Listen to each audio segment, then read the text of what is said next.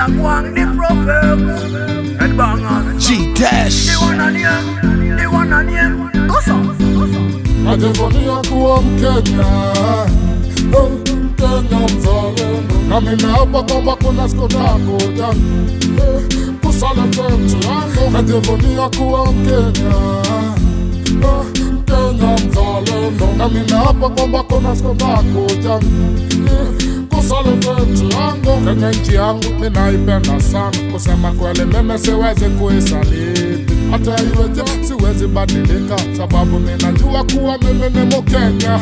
Wakati wa shida, wakati wa furaha, nitakuwa mimi ninasimama imara bila kujali yale yatatokea, sababu najivunia mimi kuwa Mkenya. Najivunia kuwa Mkenya, Mkenya mzalendo. Na mimi hapa kwamba kuna siku nakuja kusaliti nchi yangu. Najivunia kuwa Mkenya, Mkenya mzalendo. Na mimi hapa kwamba kuna siku nakuja kusaliti nchi yangu. Huu ni ushindi wa kila Mwafrika, akiwa KANU akiwa KADU, ni ushindi wa kumwezesha Mwafrika.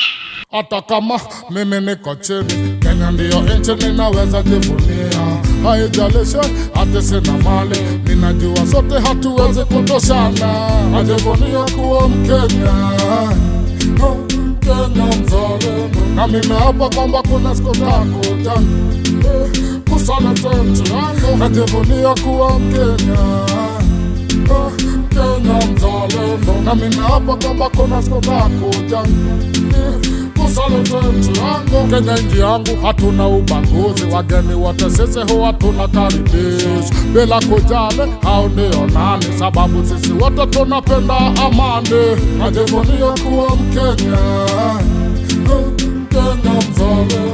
Na mimi hapa kwamba kuna siku nakuja kusaliti nchi yangu. Najivunia kuwa Mkenya, Mkenya mzalendo. Na mimi hapa kwamba kuna siku nakuja kusaliti nchi yangu.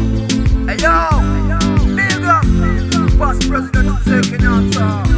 Big up, Dedan Kimathi and all them freedom fighters. Mr. Gwang, the prophets.